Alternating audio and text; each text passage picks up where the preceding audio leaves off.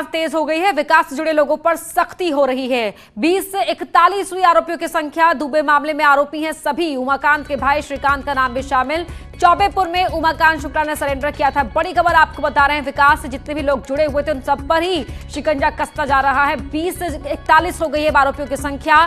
और साथ ही उमाकांत जिसने चौबेपुर में सरेंडर किया था, उसके भाई श्रीकांत का नाम भी इन आरोपियों में शामिल है। इस वक्त की बड़ी खबर आपको बता रहे हैं, विकास दुबे मामले की जांच अब तेज होती जा रही है। लगातार विकास के सभी करीबियों पर शिकंजा कसता जा रहा है। पहले 20 आरोपियों के नाम थे, 41 हो गए हैं आरोपियों के नाम। और उमाकांत शुक्ला चौबेपुर में सरेंडर किया था उसने, उसके भाई श्रीकांत का नाम भी शामिल है इन आरोपियों की लिस्ट में। अमित गुंजू हमारे सहयोगी जुड़ गए हैं। अमित, क्या इनपुट आपके पास?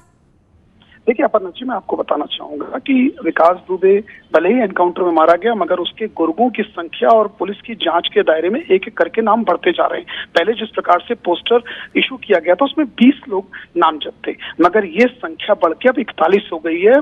अगर अरेस्टिंग की बात की जाए तो अभी भी कई ऐसे लोग हैं जो एब्सकॉन्ड हैं और 13 लोग पुलिस की पहुंच से दूर हैं। मगर जिस प्रकार से नाटकीय ढंग में से 8 तारीख को उमाकांत द्वारा अपने आप को सरेंडर फैमिली के साथ किया गया और उसके बाद उसकी निशानदेही पे घर के बाहर बने मोरंग के चट्टे के अंदर एसओ शिवराजपुर जो इस मुठभेड़ में मारे गए और जो घायल एसओ बिठूर थे उनकी रिवॉल्वर छीन ली गई थी। छीनने के बाद उनकी पिटाई हुई थी और उनकी रिवॉल्वर से कार्ट्रिजेस निकाले गए थे। यानी जिस प्रकार से ये कृत हुआ है 2/3 तारीख की रात को, ये कहीं ना कहीं दिल दहलाने वाला था। अब इस पूरी कड़ी में एक नाम श्रीकांत का भी सामने आ रहा है जो उस दिन फायरिंग में और इस पूरी घटना में पूरा इंडल्स था। इसके बाद से पुलिस ने अपना दायरा बढ़ाया है। अगर हम पुलिस सूत्रों की माने तो 5 जनपदों में उसके छुपे होने की आशंका के चलते 3 टीम्स का गठन किया गया। वो टीमें रवाना हो चुकी हैं उसकी गिरफ्तारी के लिए, क्योंकि कई चीजें मीडिया से डिस्क्लोज नहीं की गई हैं ताकि उन अपराधियों को, उन अभियुक्तों को मौका ना मिल जाए। अब पुलिस का दायरा बढ़ता जा रहा है और जैसे जैसे दायरा बढ़ता है वैसे नाम बढ़ते जा रहे हैं। जी अपना बहुत शुक्रिया अमित आपका इस जानकारी के लिए। सहारनपुर में घरेलू कलह के चलते परेशान एक महिला अपने 2 बच्चों के साथ तालाब में कूद गई। मां और बेटे की मौके पर ही मौत हो गई, जबकि बेटी की हालत गंभीर बताई जा रही है। पूरी घटना थाना नाकुर क्षेत्र के गांव कैंडल की है। आरोप है कि ससुराल वालों ने एक महिला की पिटाई की थी, तब से ही वो मायके जाने की जिद पर अड़ी हुई थी। एसपी देहात अशोक कुमार मीणा ने बताया कि अभी तक कोई शिकायत नहीं मिली है। तहरीर मिलते ही उचित कार्रवाई की जाएगी। कारणों के कारण जो महिला है अपने 2 बच्चों के साथ वहीं पास में जो तालाब है उसके अंदर उन्होंने छलांग लगा दी थी, जिससे महिला और उनके एक बच्चे की मृत्यु हो गई थी। बाकी एक को गांव के लोगों के सहयोग के द्वारा बचा लिया गया था। तुरंत से मौके पर पहुंचकर पुलिस के द्वारा शव को कब्जे में लेकर पीएम के लिए भेजा गया और इसमें जो भी तहरीर उनके परिवार वालों के द्वारा दी जाएगी उसके आधार पर मुकदमा दर्ज कर आवश्यक वैधानिक कार्रवाई की जाएगी। नोएडा से खबर है, जहां थाना बिसरक में 38 साल की एक महिला की हार्पिक पीने से मौत हो गई। महिला की शादी 6 साल पहले हुई थी। फिलहाल पुलिस ने शव को पोस्टमार्टम के लिए भेज दिया है और पुलिस महिला के पति से पूछताछ कर रही है। एक सूचना मिली थी कि एक सोसाइटी स्टेलर जीवन, वहाँ पे एक महिला की मृत्यु हो गई है। पुलिस तत्काल मौके पर पहुंची और उसके पति से पूछताछ की। पति के द्वारा ये बताया गया है कि उसने 2-3 दिन पहले हार्पिक पी लिया था, पर अभी तक कोई ऐसा सबूत नहीं दिया गया कि उसको हॉस्पिटल लेके जाया गया हो। तो ये प्रथम दृष्टया मामला थोड़ा संदिग्ध लग रहा है। इसमें आगे की जानकारी की जा रही है। मेरठ में लव जिहाद के मामले लगातार सामने आ रहे हैं। परतापुर के बाद अब लिसाड़ी गेट इलाके में नाम और पहचान छिपाकर लव जिहाद का मामला सामने आया है।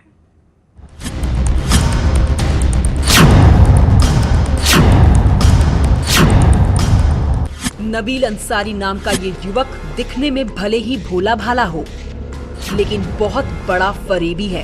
पूरी प्लानिंग के साथ नाम और पहचान बदलकर एक नाबालिग लड़की से दोस्ती करता है। जब लड़की दोस्ती के जाल में फंस गई तो इसने रेप करने की कोशिश की। आरोप है कि लड़की की आपत्तिजनक फोटो खींचकर ब्लैकमेल कर रहा है। फिलहाल ये फरेबी सलाखों के पीछे पहुंच गया है। इन सारे तथ्यों की ये चीज़ें बताई गई हैं जिसका सत्यापन किया जा रहा है। तहरीर के आधार पर प्रथम दृष्टया जो चीज़ें सामने आई थी उसमें उसके आधार पर कार्रवाई की गई थी और बहुत सारी चीज़ें बाद में बताई गई हैं जिसका सत्यापन किया जा रहा है।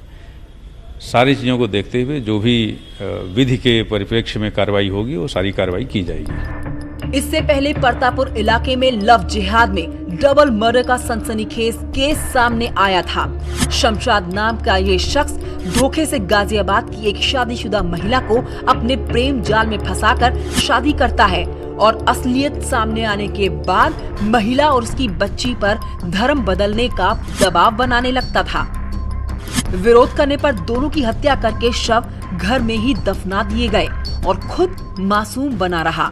जब इस कांड का खुलासा हुआ तो पूरा मेरठ सन्न था। प्रतापपुर के मसले में जिसका जिक्र आप कर रहे हैं उसमें अभियुक्त गिरफ्तार हो गया है और विधिक कार्रवाई करते हुए इसको न्यायालय में प्रस्तुत करके नियमानुसार कार्रवाई की गई है। दोनों वारदातों में भले ही आरोपी पकड़ लिए गए हों, लेकिन उनके मकसद और मानसिकता दोनों पर सवाल खड़े करने वाले हैं। न्यूज़ 18 के लिए मेरठ से उमेश श्रीवास्तव के साथ ब्यूरो रिपोर्ट। लव जिहाद पर मेरठ की कैंट सीट से विधायक सत्यप्रकाश अग्रवाल का विवादित बयान देखने को मिला है। बीजेपी विधायक ने कहा कि जो लव जिहाद करेगा वो मारा जाएगा। लव जिहाद करने वाले पर एनएसए लगाएंगे और जरूरत पड़ी तो उसे ऊपर भेज देंगे। बता दें कि मेरठ में हुई लव जिहाद की वारदात 20 दिन पहले भी डबल मर्डर हुआ था।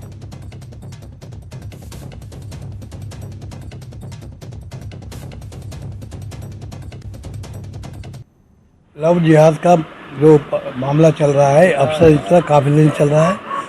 मोदी और योगी इसके पूरा गंभीर है से नाबूद कर देंगे। लव जिहाद चलने नहीं देंगे। जो 2-4 घटना फिलहाल हो गई जल्दी में हो गई हैं, इनका निरसुनाव कोई आदमी जिंदा नहीं बचेगा, सब साले ऊपर जाएंगे। लव जिहाद का करने वाला हर आदमी ऊपर जाएगा। क्या लोगों पर इसको सुनिए एक्शन लिया जाएगा।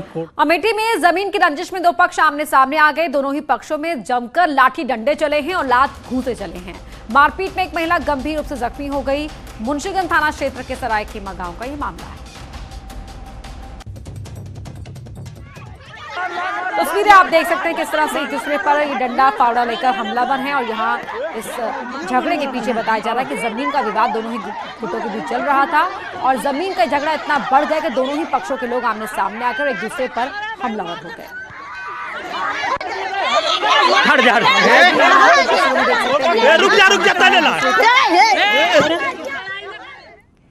प्रतापगढ़ में फर्जी ऑफिसर बनकर अवैध वसूली कर रहा युवक पकड़ा गया है। फर्जी ऑफिसर को गांव वालों ने जमकर पिटाई कर पुलिस के हवाले किया। 2 दिन पहले संग्रामगढ़ के सरकारी स्कूल में पहुंचकर ये खंड शिक्षा अधिकारी बनकर ये युवक पहुंचा था और विद्यालय का निरीक्षण किया था। साथ टीचर पर कार्रवाई न करने के लिए 10,000 रुपए की मांग की थी और आज वही 10,000 रुपए ये वसूल करने पहुंचा।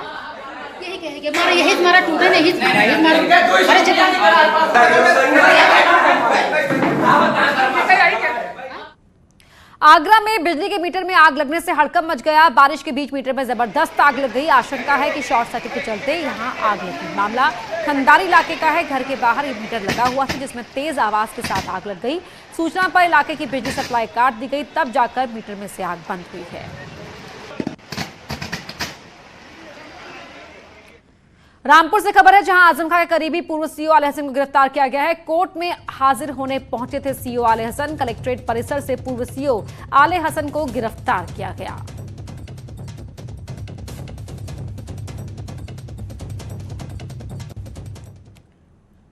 पीस पार्टी के अध्यक्ष पर रासुका लगाया गया है। मोहम्मद अयूब पर रासुका लगाई गई है। पीस पार्टी के अध्यक्ष है मोहम्मद अयूब संविधान पर सवाल उठाए थे। उर्दू अखबार में दिया था विवादित विज्ञापन। अब इस विज्ञापन के आधार पर ही मोहम्मद अयूब पर रासुका लगाई गई है। तो पीस पार्टी के अध्यक्ष हैं मोहम्मद अयूब और जिन पर अब रासुका लगाई गई है। उर्दू न्यूज़पेपर में यह विवादित विज्ञापन दिया था जिसमें विज्ञापन के जरिए संविधान पर सवाल उठाए गए थे। सबसे पहले खबर न्यूज़ 18 ने दिखाई थी और जिसके बाद अब मोहम्मद अयूब पर रासुका लगाई गई है। तो बड़ी खबर आपको बता रहे हैं, पीस पार्टी के अध्यक्ष मोहम्मद अयूब पर रासुका लगाई गई है और उर्दू न्यूज़पेपर में विज्ञापन दिया था। उस विज्ञापन के जरिए संविधान पर सवाल उठाए थे मोहम्मद अयूब ने। मोहम्मद अयूब पर अब रासुका लगाई गई है। तो संविधान पर सवाल उठाए थे इस उर्दू अखबार में दिए विज्ञापन के आधार पर और विज्ञापन देकर सवाल खड़े किए थे मोहम्मद अयूब ने। मोहम्मद अयूब जो पीस पार्टी के अध्यक्ष हैं और उन पर अब रासुका लगाई गई है।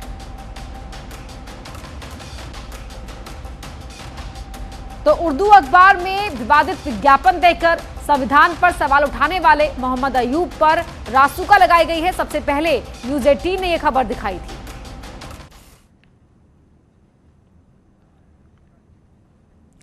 कोरोना काल में स्कूलों की मनमानी के खिलाफ देश भर के परिजन आंदोलन कर रहे हैं, तो वहीं मेरठ में भी परिजन स्कूल की मनमानी के खिलाफ सड़कों पर हैं। तो ये खबर भी आपको दिखाएंगे, लेकिन उससे पहले बात करते हैं पानी की। हर तरफ सिर्फ पानी ही पानी देखने को मिल रहा है।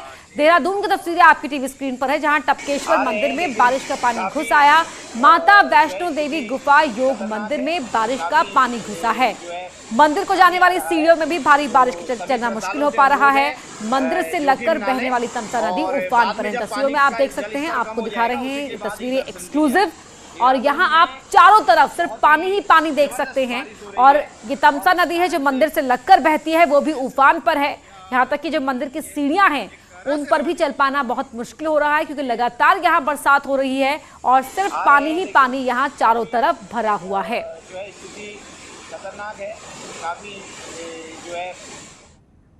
वहीं ऋषिकेश में रिस्पना और बिंदाल नदियों से मिलकर बनने वाली सुसवा नदी पूरे उफान पर है। इससे नदी तट से लगे नागल, बुलंदावाला, सिमलास, बड़करी गांव में खेत और सुरक्षा दीवारों को नुकसान पहुंचा है। सिमलास में करीब 2 दर्जन मवेशी नदी के तेज बहाव में फंस गए थे, जो बाद में नदी के साथ बहते हुए खुद किनारे लग गए। न्यूज 18 पर ये आप देख रहे हैं एक्सक्लूसिव तस्वीरें, और इन 2 तस्वीरों में भी आप देख सकते हैं कि यहाँ किस तरह पानी का सैलाब है और इस बहते पानी में बीचों बीच मवेशी फंस गए, क्योंकि अचानक से यहाँ पर पानी आ गया। भयानक था, इससे 8 गुना ज़्यादा पानी सुबह था। क्या नुकसान हुआ है? नुकसान तो जो हमारा शमशान घाट 7-8 साल पहले यहाँ बना था, उसका सारा कटाव हो चुका है। अच्छा। और जो जाल लगे हुए थे वो सब कट गए। गांव के ऊपर नीचे दोनों साइड जानवर फंसे हुए थे।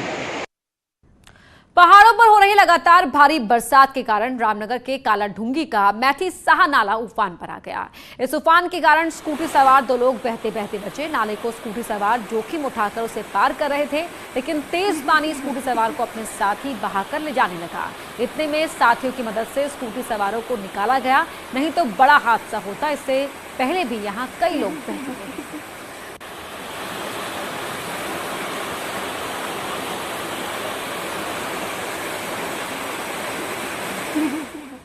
और टीवी से बड़ी खबर आपको बता दें, जहां घनसाली गंगी के गांव में हुई भारी बारिश से आधा दर्जन मकान ढह गए। कई मवेशियों के मलबे में दबे होने की खबर मिल रही है। यहां जनहानि तो नहीं हुई है, राहत की बात रही, लेकिन बरसात के बाद नदी नाले यहां पर उफान पर आ गए हैं और घरों को काफी नुकसान पहुंचा है। अपनी तस्वीरों में भी देख सकते हैं जो यहाँ पर घर बने हुए थे वो किस तरह ढह गए और मलबा ही मलबा नजर आ रहा है। मलबे में कई मवेशी दबे हुए हैं, ऐसी सूचना मिल रही है।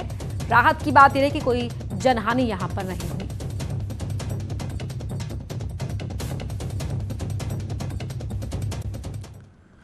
उत्तराखंड में मौसम विभाग ने 13 अगस्त तक भारी बारिश का अलर्ट जारी किया है और पहाड़ से लेकर मैदान तक रात से बारिश जारी है। वही नदियां उफान पर है, तो लैंडस्लाइड के चलते 150 से ज्यादा सड़कें बंद हो चुकी हैं।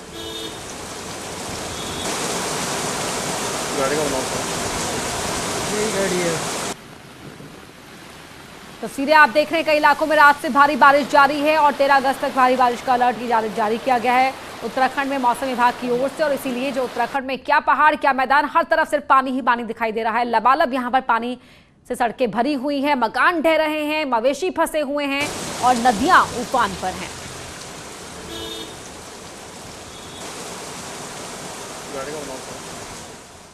मुजफ्फरनगर में कुछ घंटों की बारिश में नगरपालिका के इंतजामों और दावों की पोल खोलकर रख दी है। कई दिनों के बाद हुई ये बरसात मानो आफत बनकर बरसी है। इसके चलते शहर जलमग्न हो गए हैं, जगह जगह कई फीट पानी भर गया है, चाहे वो शहर के मुख्य बाजार हो या फिर कलेक्ट्रेट परिसर मार्ग, हर तरफ पानी ही पानी नजर आ रहा था। वीकेंड लॉकडाउन के चलते ज्यादातर लोग अपने अपने घरों में ही थे, लेकिन जो लोग जरूरी काम से अपने घरों से निकले वो बारिश में फंस गए।